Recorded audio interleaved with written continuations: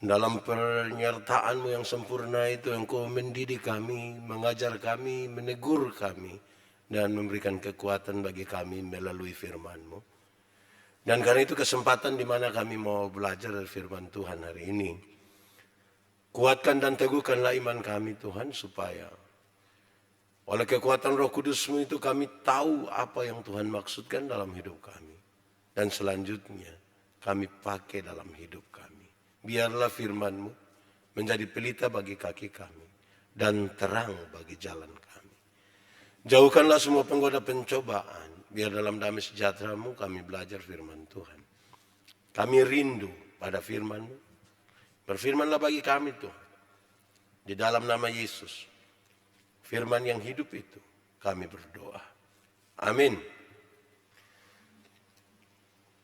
Bapak Ibu Saudara-saudara jemaat yang dikasihi dalam Tuhan Yesus, di kesempatan saat ini, di bulan Oktober, tanggal 31, hari ini kita merayakan penutupan bulan keluarga Gemit, HUT Reformasi ke-504, dan HUT Gereja Masih Injili Timur yang ke-74 tahun. Pembacaan yang ditetapkan oleh Majelis Sinode hari ini terambil dari Wahyu pasal 3 ayat 7 sampai ayat yang ke-13. Wahyu pasal 3 ayat 7 sampai ayat yang ke-13. Kepada jemaat di Philadelphia. Dan tuliskanlah kepada malaikat jemaat Philadelphia, inilah firman dari yang kudus, yang benar, yang memegang kunci Daud. Apabila ia membuka, tidak ada yang dapat menutup. Apabila ia menutup, tidak ada yang dapat membuka. Aku tahu segala pekerjaanmu. Lihatlah, aku telah membuka pintu bagimu, yang tidak dapat ditutup oleh siapapun. Aku tahu bahwa kekuatanmu tidak seberapa, namun engkau menuruti firmanku, dan engkau tidak menyangkal namaku. Lihatlah, beberapa orang dari jemaat iblis, yaitu mereka yang menyebut dirinya orang Yahudi, tetapi yang sebenarnya tidak demikian, melainkan berdusta, akan kuserahkan kepadamu. Sesungguhnya aku akan menyuruh mereka datang dan tersungkur di depan kakimu dan mengaku bahwa aku mengasihi engkau. Karena engkau menuruti firmanku untuk tekun menantikan aku, maka aku pun akan melindungi engkau dari hari pencobaan yang akan datang atas seluruh dunia untuk mencobai mereka yang diam di bumi. Aku datang segera, peganglah apa yang ada padamu, supaya tidak seorang pun mengambil mahkotamu. Barang siapa menang, ia akan kujadikan soko guru di dalam bait suci Allahku, dan ia tidak akan keluar lagi dari situ. Dan padanya akan kutuliskan nama Allahku, nama kota Allahku, yaitu Yerusalem baru, yang turun dari sorga, dari anakku, dari Allahku, dan namaku yang baru. Siapa bertelinga, hendaklah ia mendengarkan apa yang dikatakan Roh kepada jemaat-jemaat. Demikian firman Tuhan. Berbahagia setiap orang yang mendengar firman, memelihara dan melakukan dalam hidup setiap hari. Haleluya.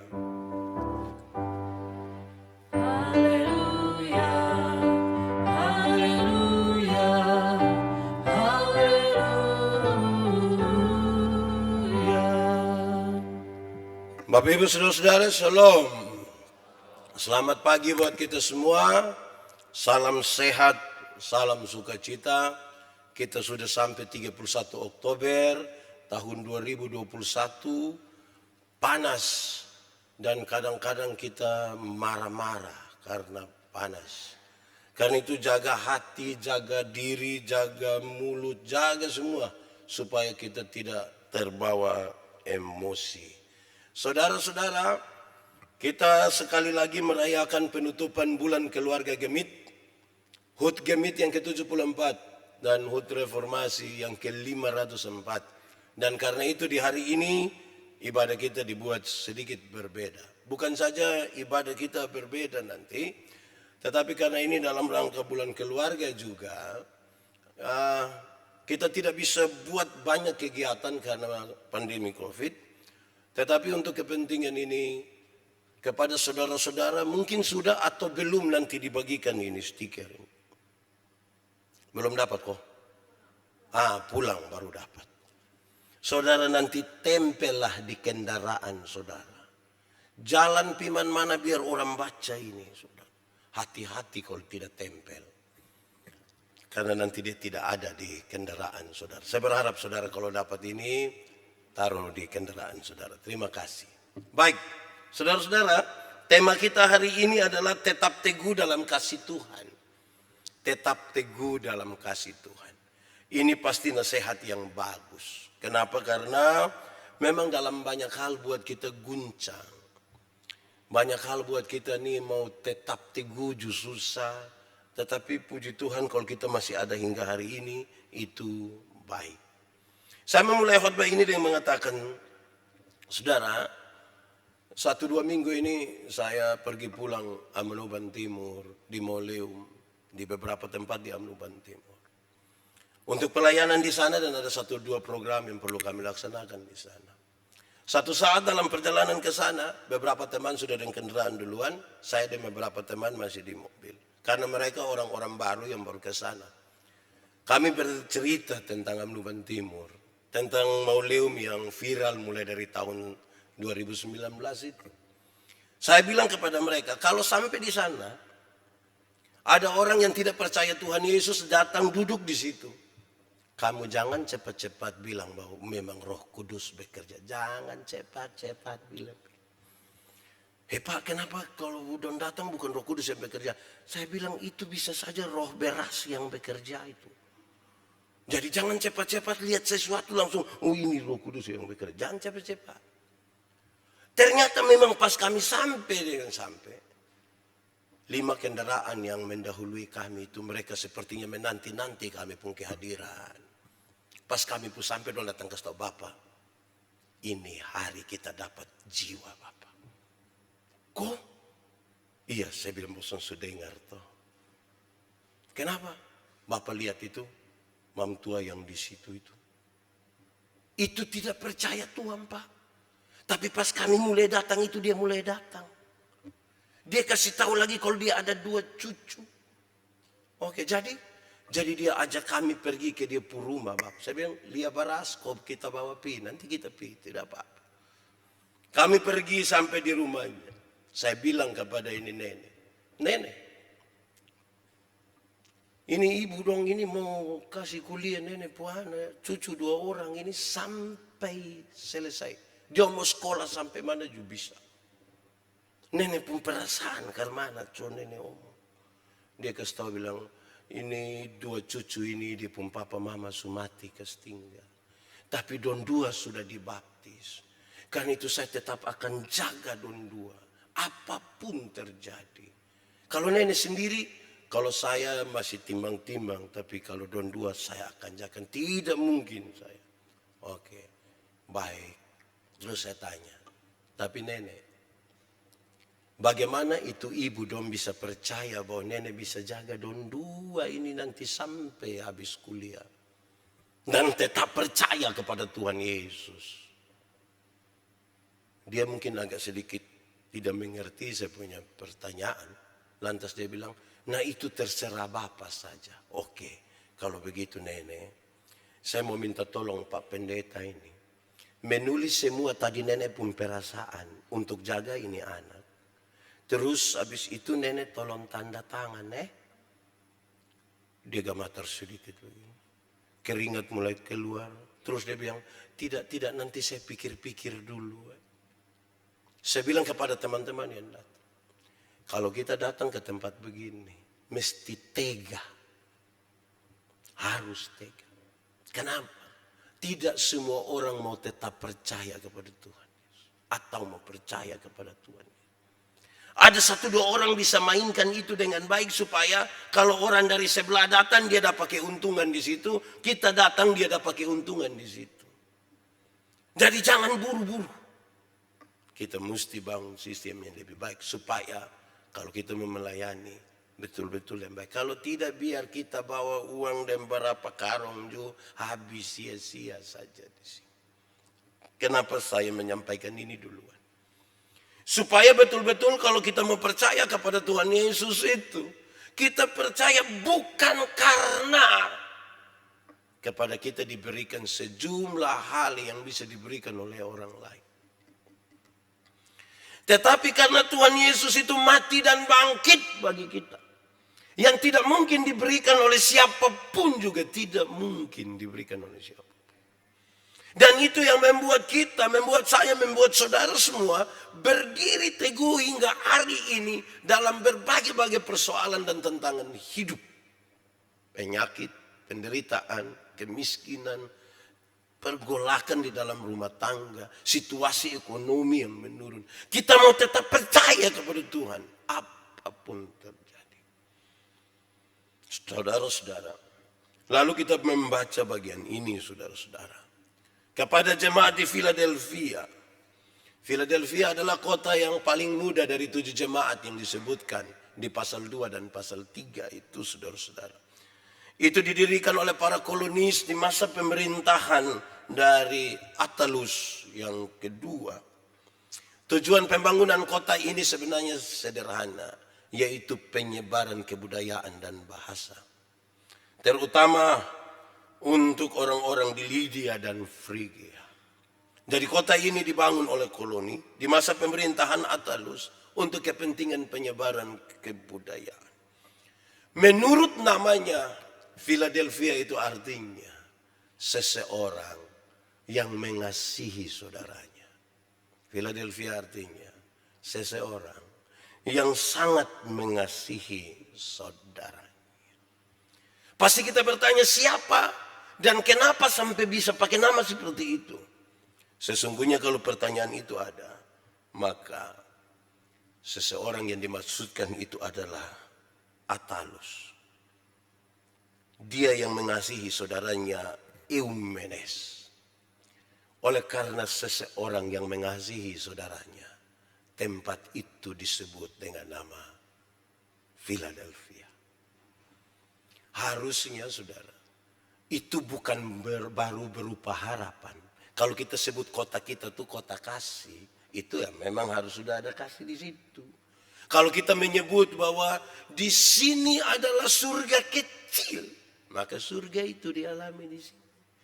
Jangan belum tapi bilang, Pak, kita berharap. Saya biasa berkhotbah tentang tanah itu, benih yang jatuh di tanah. Saya suka tanya, ada 4 jenis. Ada tanah di pinggir jalan, ada tanah berbatu-batu, ada tanah penuh semak duri, ada tanah yang baik. Saya tanya mau jadi tanah yang mana? Dia bilang mau jadi tanah yang baik. Pertanyaan kedua, sudah jadi tanah yang baik? Belum. Pertanyaan ketiga, nanti baru kapan baru jadi tanah yang baik? Dong rame-rame bilang hari ini. Dia bilang kamu otak. Jadi kita merindukan terus. Tapi tidak ada program, tidak ada hal yang kita kerjakan untuk kepentingan itu. Berbeda dengan pernyataan tentang nama kota ini. Philadelphia, seseorang yang mengasihi saudaranya. Siapakah dia? Attalus, yang mengasihi saudaranya Eumenes. Jadi kalau saudara mau mengatakan rumahmu adalah rumah kasih, seorang istri mesti mengasihi suaminya. Seorang suami mesti mengasihi istrinya. Seorang tua mesti mengasihi anak-anaknya. Dan anak-anak mesti mengasihi orang tuanya. Saudara-saudara, di awal dari pembacaan itu disebutkan dengan sangat baik. Bahwa Tuhan Yesus yang bangkit itu disebutkan dalam 3 sebutan ini.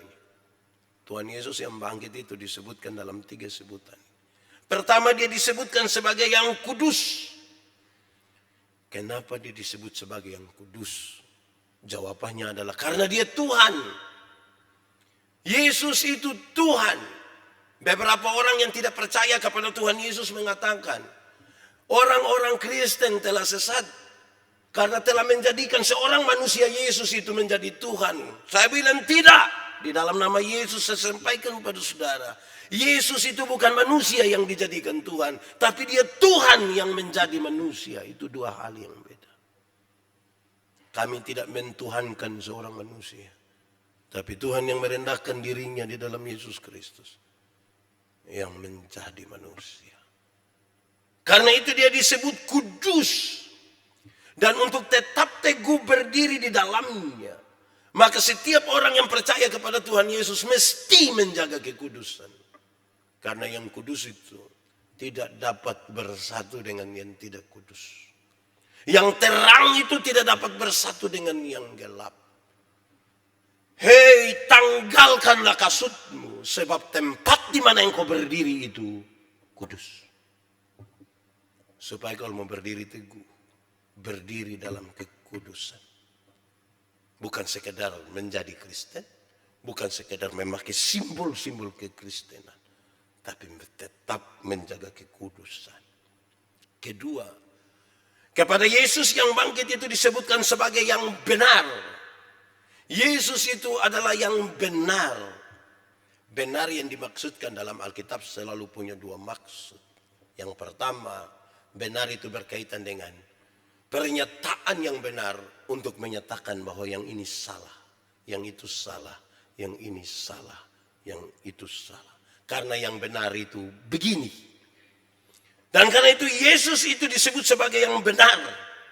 Untuk menyatakan yang itu salah, itu salah, itu salah. Yesus itu benar.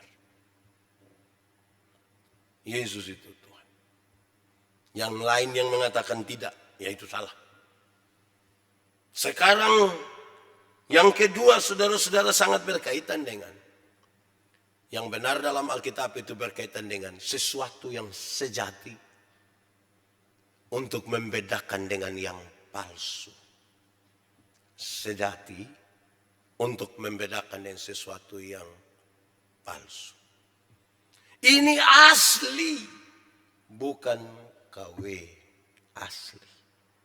Supaya ketika kita menyebutkan Yesus itu benar, maka dia bukan yang palsu. Dia benar. Dia sungguh-sungguh benar. Jadi ketika saya dan saudara percaya kepada Tuhan Yesus, kita sementara percaya pada sesuatu yang benar. Kalau saudara ragu-ragu, saudara tidak usah percaya pada Tuhan Yesus. Tidak usah. Kalau saudara ragu-ragu, mungkin saudara harus mencari sesuatu yang menurut saudara itu sejati bagi saudara. Tapi pertanyaannya, apakah yang sejati? Selain Allah, apakah yang sejati? Selain Tuhan itu, apakah lagi yang sejati? Semua fana di dunia. Yang ketiga, Yesus yang bangkit itu disebutkan sebagai pemegang kunci Daud. Pemegang kunci Daud. Pemegang kunci itu adalah simbol dari pemegang sebuah otoritas. Kenapa dikaitkan dengan Daud? Karena Daud sangat terkenal sampai juga pada masa kini. Berkaitan dengan janji Tuhan itu akan dipenuhi melalui keturunan Daud. Dan dialah Yesus Kristus itu.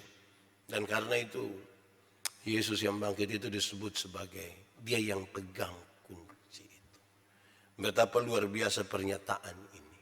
Sejak awal sudah disampaikan. Supaya ketika kita bicara tentang tetap teguh di dalam kasih Tuhan, kita berdiri dalam keteguhan iman itu. Karena kita memahami dengan baik apa yang disebutkan dan diungkapkan tentang Yesus yang kita percaya. Saudara tidak perlu jawab, tapi saya ingin bertanya pada saudara. Saudara percaya Yesus?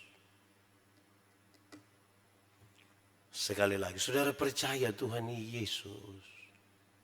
Saudara harus merenungkan ulang. Renungkan kembali karena Yesus itu kudus, dia yang benar dan dialah pemegang kunci. Pertanyaan ini harus berulang-ulang kali didengungkan di kita pun telinga. Pertanyaan ini harus disampaikan kepada kita dan anak-anak kita. Supaya mereka tidak boleh anggap remeh iman kepada Tuhan. Tidak boleh. Anak dong baru pacaran ame dan satu yang tidak percaya Tuhan dong rasa itu laki-laki sudah yang Tuhan. Nanti sebentar nikah habis kok karena tampil yang baru bilang, aduh ini mungkin saya pus salib. Salib apa yang kau yang pilih nah salib. Karena itu Tuhan mesti lebih tinggi. Karena Tuhan Yesus bilang begini. Hei, Keputusan untuk ikut Yesus itu hitung-hitung baik, timang-timang baik, supaya tidak ada keputusan lain yang dipengkelas lebih tinggi lagi dari keputusan untuk percaya pada Tuhan Yesus. Itu paling tinggi. Dalam seluruh konsekuensi yang akan dialami, keputusan percaya pada Yesus adalah keputusan yang paling tinggi. Melebihi apapun. Kenapa? Karena selain penjelasan tadi saya ingin mengatakan bahwa keputusan percaya kepada Tuhan Yesus, dia berlaku kekal. Tidak sementara. Bukan sesuatu yang habis di dunia saja. Tetapi sampai kepada kekekalan. Saudara-saudara, mari kita memberi jawab terhadap tema kita hari ini. Di penutupan bulan keluarga. HUT Gemit ke-74 dan HUT Reformasi yang ke-504. Untuk 3 hal ini, secara singkat kita akan berbicara, atau paling tidak kalau kita bicara tentang bulan keluarga, HUT Gemit, dan reformasi. Itu kita bicara tentang persekutuan dalam keluarga. Kita berbicara tentang gereja, dan kita berbicara tentang Alkitab, firman Tuhan. Karena bicara reformasi itu kembali kepada Alkitab. Saudara-saudara, untuk tetap teguh di dalam kasih Tuhan, saya coba bagi dia dalam 3 bagian. Menurut pembacaan ini menjelaskan dengan baik bagi kita. Yang coba-coba saya bagikan dia. Pertama, saudara-saudara, tetap teguh dalam kasih Tuhan itu. Tuhan menyebut dirinya pintu. Akulah pintu. Untuk apa itu disebutkan? Dengan maksud apa hal ini diberitakan di jemaat mula-mula dan juga untuk kita semua? Saya kira sangat jelas bagi kita. Dalam konteks waktu itu juga masih dalam konteks hari ini. Karena pasti belum selesai. Pintu itu dimaksudkan sebagai sebuah kesempatan yang terbuka untuk pemberitaan Injil Yesus Kristus. Kita mesti tetap teguh untuk memberitakan Injil. Harus. Pintu itu adalah sebuah kesempatan. Karena saya kira kita setuju, kita sepakat bahwa waktu Tuhan Yesus datang, dia tidak bertanya, ada berapa gereja saudara bangun? Tapi ada berapa jiwa yang saudara bawa kepada Tuhan Yesus? Ada berapa orang terkasih dalam hidupmu yang engkau nyatakan tentang Kristus baginya? Masih banyak suami tidak percaya. Masih banyak istri tidak percaya Tuhan Yesus. Masih banyak suami istri tidak percaya pada Tuhan Yesus. Masih banyak anak-anak tidak percaya kepada Tuhan Yesus. Bahkan mencoba untuk meninggalkan iman. Masih banyak orang tua tidak percaya pada Tuhan Yesus. Dan ini sebuah kesempatan terbuka untuk memberitakan Injil. Injil keselamatan. Percaya pada Tuhan Yesus harus tetap teguh di situ. Saya setiap kali bicara tentang Injil, hanya ada 2 hal yang mau diberitakan. Yang pertama tentang Yesus Kristus Juru Selamat. Tapi yang kedua, Injil itu adalah berita pembebasan. Injil itu berita pembebasan. Bukan berita bikin takut. Itu berita pembebasan. Kalau saudara baca perjanjian lama, saudara menemukan celakalah, celakalah, celakalah, celakalah. Saudara baca perjanjian baru, malaikat berjumpa dengan Maria. Yesus lahir, Yesus melayani, Yesus mati, Yesus bangkit, Yesus naik ke surga. Roh Kudus dicurahkan. Kita tidak menemukan itu kata celakalah. Tapi satu kalimat pendek yang luar biasa. Jangan takut, tetap teguh saja. Jangan takut, jangan takut. Berita itu harus diperdengarkan. Jangan takut. Masih banyak orang suka bakas takut orang. Biasa paling banyak bakas takut orang itu pada waktu mau Paskah. Dong putar film neraka. Orang nonton habis orang ketakutan. Kau datang di pendeta. Bapak pendeta, aduh neraka, aduh. Sebenarnya saya tidak pusing di neraka. Kok kenapa? Saya masuk surga. Nah. Iya, tapi minimal pendeta mesti tahu. Saya tidak tahu itu tidak apa-apa.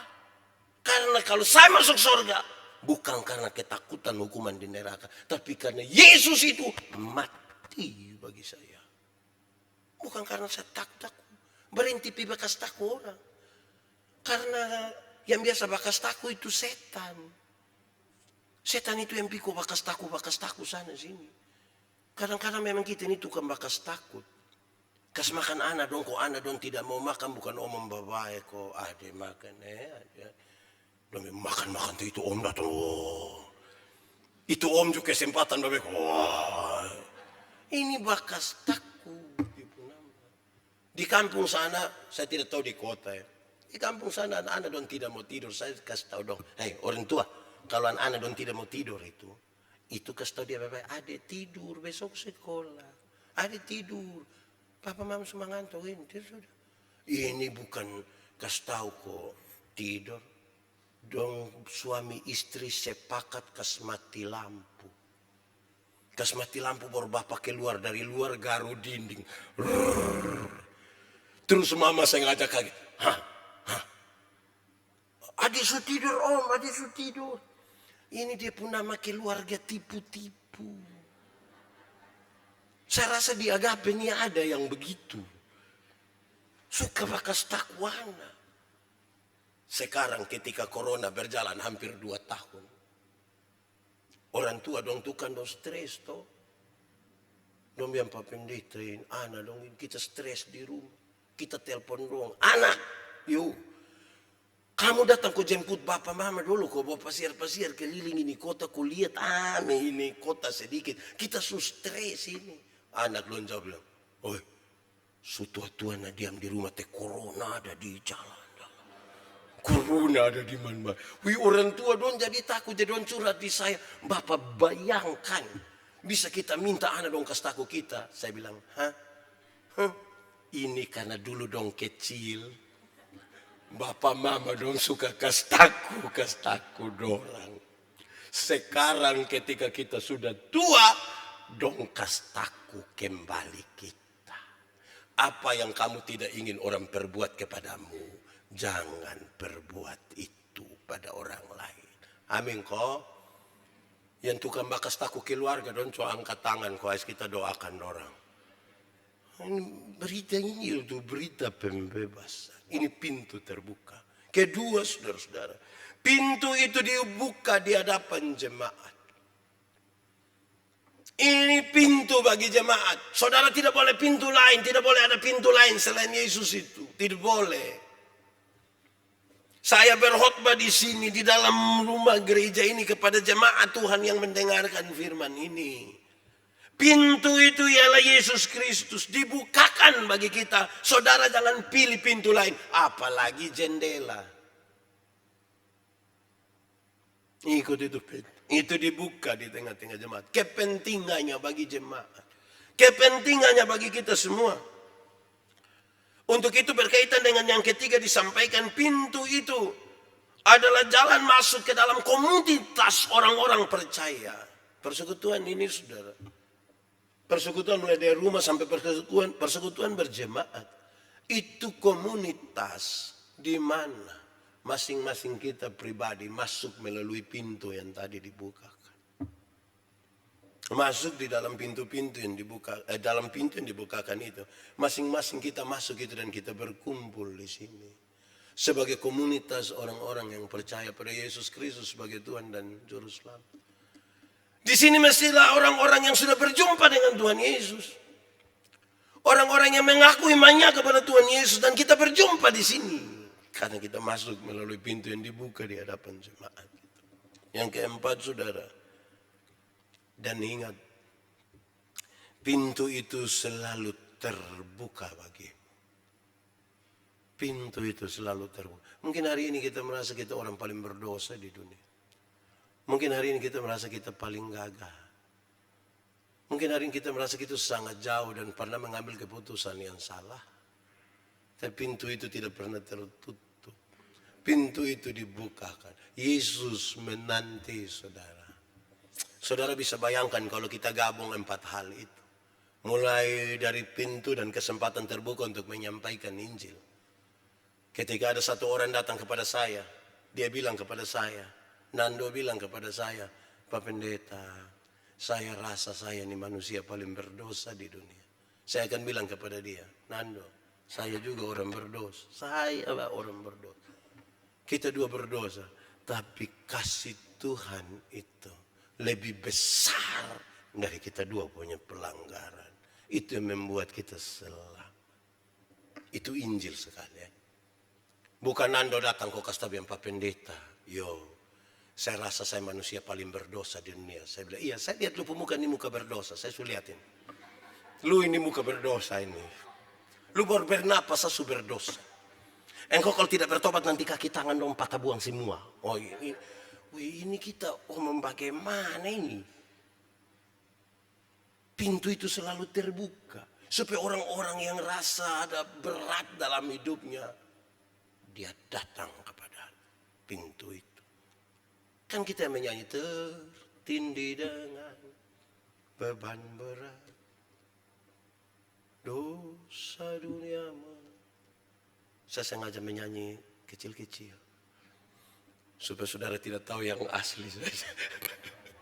Oke saudara, itu yang pertama. Kenapa kita berdiri teguh? Karena Yesus itu pintu.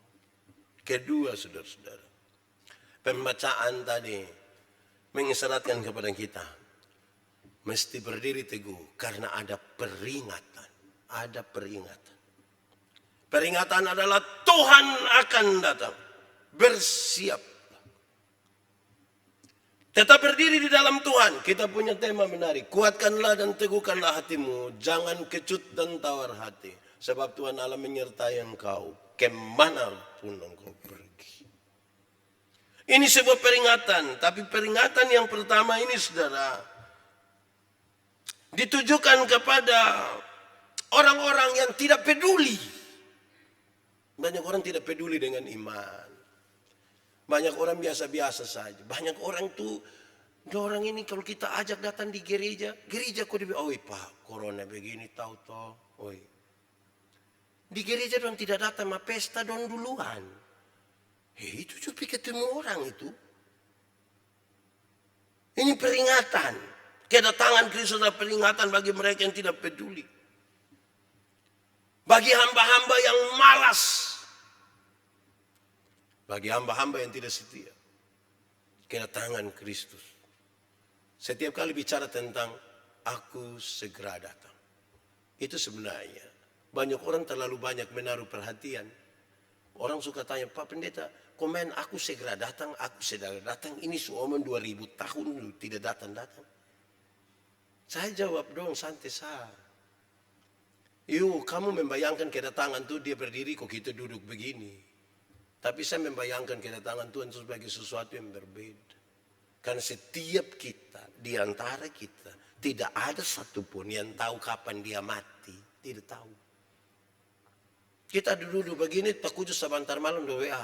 Soalnya pilih waktu aku. Kenapa dia sepi? Mana fatukoa? Kita tidak tahu. Jangan malas tahu. Karena dia yang datang itu tidak tahu dia datang kapan. Bersiap saja toh. Saya bilang kepada banyak pegawai atau siapapun yang bekerja dalam sistem. Saya bilang kalau kamu kerja baik-baik itu tidak usah pusing dan pengawas. Pengawas mau datang kapan saja. Jaksa mau datang kapan saja. Datang tuh. Kami santai-santai. Kami biasanya yang tidak siap dong itu yang pas dengar bilang. Waktu ini hari dia pun kerja itu memang dari pagi sampai pagi. Tidak ibadah rumah tangga. Saya sibuk Bapak ini. Aduh, tahu sendiri teh ini pemeriksa mau datang. Kok selama ini lu tidur? Kalau selama ini kan kerja kan biasa saja. Kalau selama ini kita sapu rumah, misalnya selama ini kita sapu rumah Bapak. Tamu mau datang kapan saja datang saja rumah barisi. Tapi kalau kita tidak sapu itu yang pas tamu pun, aduh sabar sedikit, aduh sabar sedikit, itu dia lompat masuk itu, dia hela segala macam tutup tahan, ada yang keluar sedikit juga. Karena kedua saudara-saudara ditujukan kepada mereka. Aku segera datang, ini peringatan serius. Ini sebuah penghiburan bagi mereka yang tertindas. Mereka yang tertindas. Mereka yang mengalami banyak sekali penderitaan. Mereka yang tetap mau percaya kepada Tuhan Yesus. Ini berita penghiburan. Ini berita yang sangat baik kalau Tuhan datang bagi kita.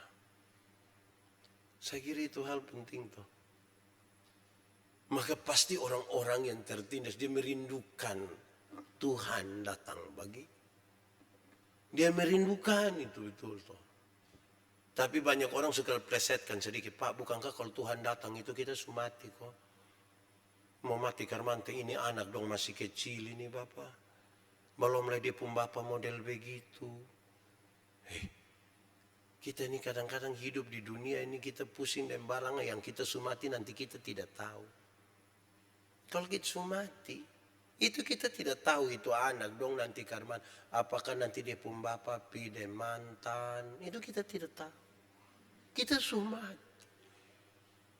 Apakah nanti dia pun mama itu bisa jagain anak dan bayi, dia lupa otak, lupa mama itu kita tidak tahu. Kita sudah selesai. Darah dan daging tidak dapat tempat dalam kerajaan surga. Kita sudah habis. Saudara, ketiga, bagian terakhir. Bukan sekadar ada peringatan. Tapi sekaligus ada janji. Ada janji. Pembacaan tadi mengisyaratkan baik sekali. Ada janji. Pertama, orang yang taat dan tekun mengikuti jalan Tuhan akan terpelihara. Mereka akan dijaga oleh Tuhan. Orang yang taat dan tekun akan dijaga oleh Tuhan. Tuhan menjaga kita toh. Taat itu baik. Tuhan jaga kita. Kadang-kadang ini kita terlalu bersandar pada apa yang manusia jaga. Padahal kita penuh dengan kekhawatiran.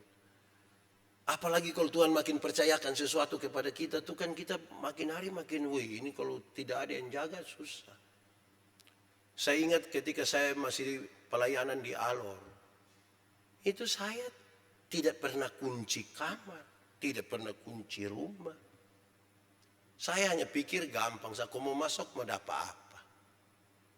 Hanya ada tioek 2, sepung lemari 1, 2 pintu buka begini. Itu pakai bambu. Dan kalau saya datang di Kupang 3 hari pulang kembali, su tambah fufuk dengan tokek 1 ekor di dalam. Siapa yang berani masuk ambil? Dong ragu-ragu ke dalam. Saya pindah pelayanan di Sabu. Itu pintu luar tidak tutup, tapi pintu kamar mulai tutup. Tahu teh, ada simpan sedikit. Pindah pi Amnuban Timur, tutup semua. Pintu luar tutup, pintu kamar tutup. Kenapa tutup semua Pak? Tahu sang teh. Kadang-kadang orang son ada maksud madonda. Tahu kita pun orang sekarang. Pindah datang di Kupang, tutup semua tanpa security jaga. Memang. Saya rasa saya sudah lebih ini. Sudah lihat waktu Tuhan makin memberi kepada kita tuh, kita makin, ini tidak bisa. Ada orang yang dia bisa jalan itu, kita kira dia penjual kunci. Dia bawa kunci itu berapa banyak kayak begitu. Karena kita tambah hari tambah. Tidak salah, saya tidak omong begini untuk mengatakan saudara salah, saya tidak mengatakan.